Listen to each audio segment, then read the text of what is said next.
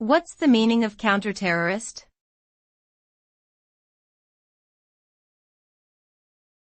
Counterterrorist.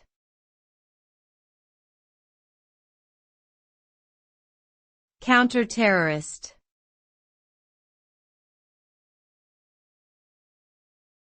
Counterterrorist.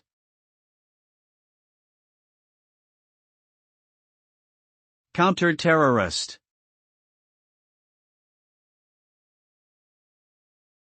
Counterterrorism refers to the efforts made by governments, militaries, and other organizations to prevent, disrupt, or respond to terrorist activities.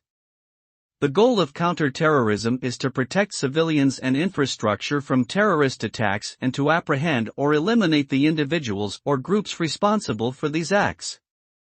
Counter-terrorist operations can involve a range of tactics such as surveillance, intelligence gathering, hostage rescue, and military strikes. These efforts are often complex and require collaboration between different agencies and nations, as well as a careful balance between security measures and maintaining civil liberties.